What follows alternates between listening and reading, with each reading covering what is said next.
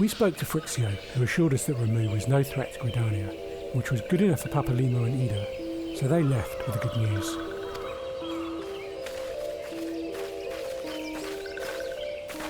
When we were alone, Frixio gave me another crystal as a symbol of our mutual trust. I now have 3 of them.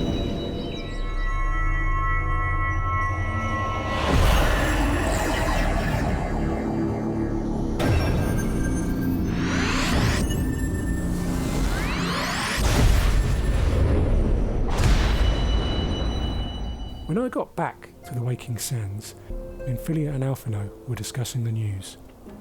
Ifrit is beaten and Ramu is no threat. Papalimo says the Sahagin don't have the crystals to summon Leviathan at the moment, so the remaining primals we have to worry about are Titan and Garuda, but we will have to wait and see which beast tribe moves first. When the others had left, I told Minfilia about the meeting with the Ascian Lahabrea in the depths of the Totorak dungeon. Minfilia thought we should use some of the time while we're waiting for another primal to arrive to investigate him further. I checked in with some of the other scions to see what they were thinking about it. Minfilia told me that there had been a possible sighting of an Ascian in Thanalan, so I headed off to investigate. The merchants around Highbridge had heard about the sighting but didn't know much more until Hihibaru thought he'd spotted someone. When I checked that out, I was attacked.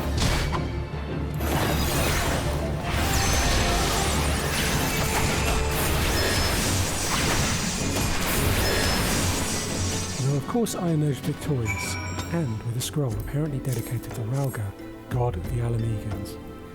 Hihibaru suggested that I visit Little Alamigo, where there is a settlement of refugees who were displaced when the Empire occupied the real Alamigo 20 years ago.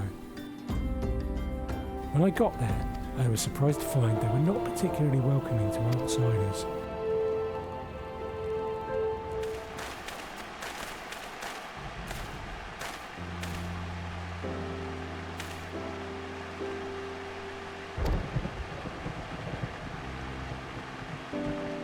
But once I'd proven my helpfulness, Underbald admitted that some of the kids in town had been meeting with a masked man, so I went to check it out.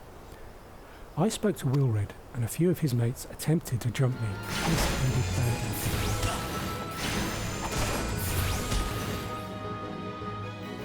them. Wilred said that they were planning to get the power to liberate Alamigo from the Empire, a fanciful dream, and nothing short of death would stop them.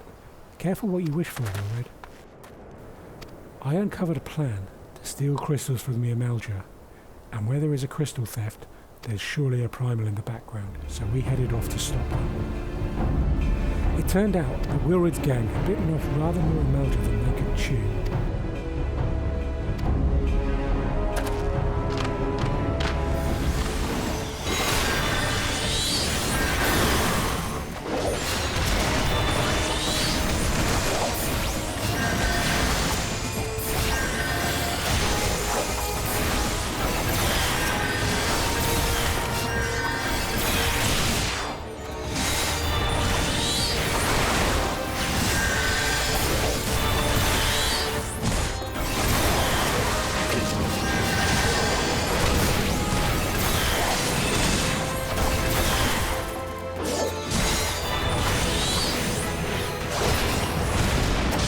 We rescued what was left of them and gave Wilred something to think about.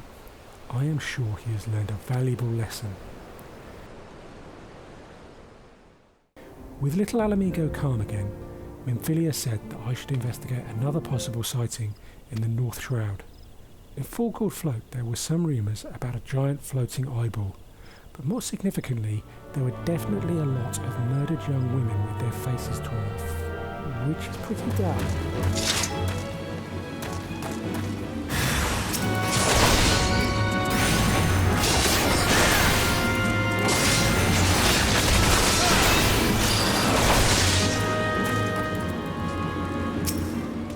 I found a button on one of the murdered women and traced its ownership to an old dude in Gridania. He told me that his old mistress had gone mad after the calamity disfigured her own face and started performing strange rituals that encouraged her mad. Naturally, me and my evil crew had to go and check out the animals.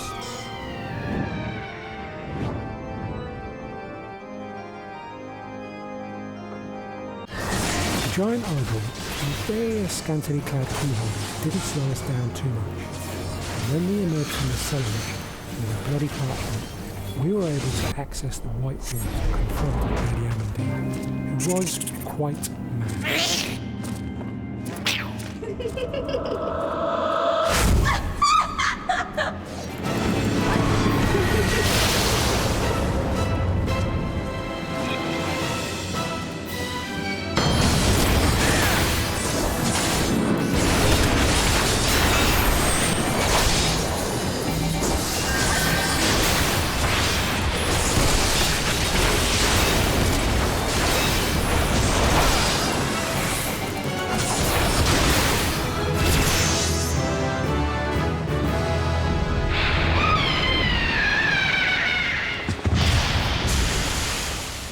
However, he was no match for our crew, and we emerged victorious.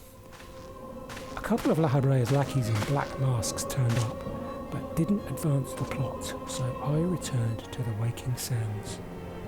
Minfilia is worried that the threats facing Eorzea might be too much for just the Scions, but there isn't time to worry about that, as word has arrived that Titan has been reawakened.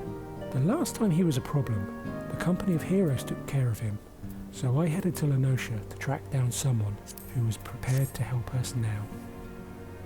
Expect the worst. When we got to Limsa, Y'shtola observed that the Kobolds might be justified in their dislike of the ex-pirates, which upset Rashant, but merely admitted was probably true. We still need to stop Titan, so we set out to find a former member of the Company of Heroes.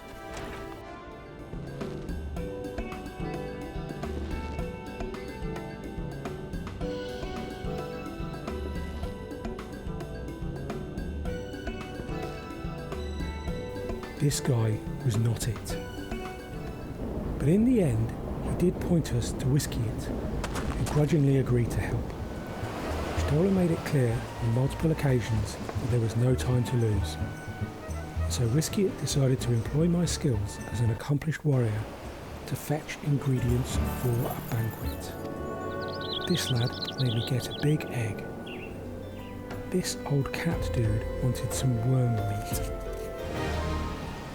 Then Whiskeyit wanted a cheese course, so I went to speak to a little goblin who said I needed to kill a dragon who had turned up for some reason.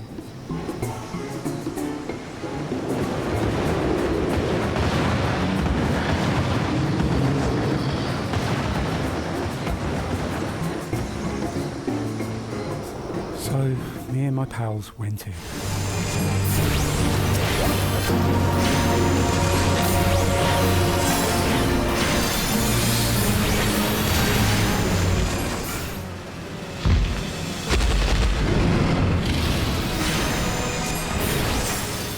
We emerged victorious, and no banquet would be complete without the finest wines known to humanity. So I made friends with this little dude, and eventually mangled a bottle of impossibly rare 1547 Bacchus. At which point Whiskeyit admitted that the whole thing had been a test by the remaining members of the Company of Heroes to make sure I was actually ready to fight Titan. I was definitely ready to fight someone. Though the food was pretty tasty. Whiskeyit put me in touch with a lad named Riol, who was able to tell us how to gain access to the deep Kobold caves where Titan could be found. Sort of. Y'shtola seemed to enjoy the challenge of hacking the beast Aetherite, although she wouldn't be able to join the fight. The Kobolds were not happy to see me.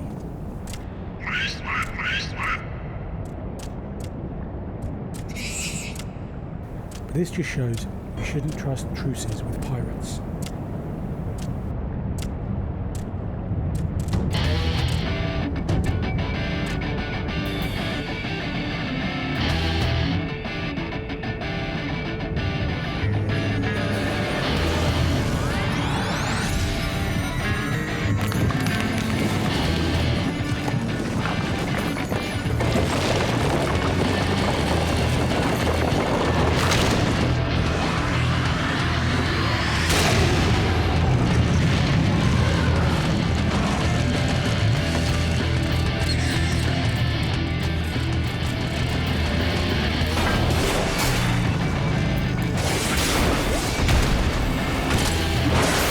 Britain tossed a torrent of tectonics at us.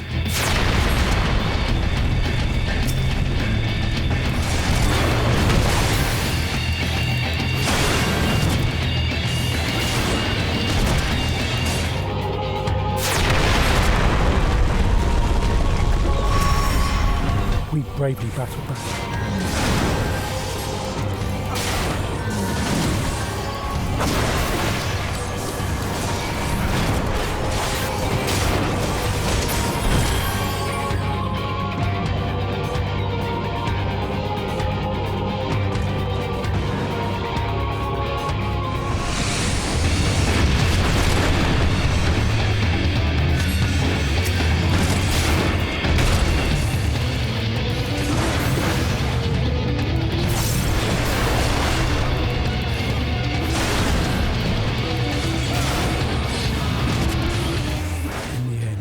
We emerged victorious.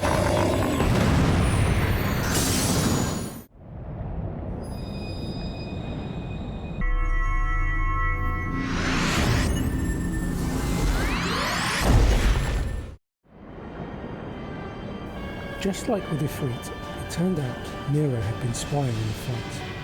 He's planning something with the Primal for sure, but what? Lahabrea is also in on it somehow. That's something to worry about another time. 2 Primals down? Surely it's time to celebrate.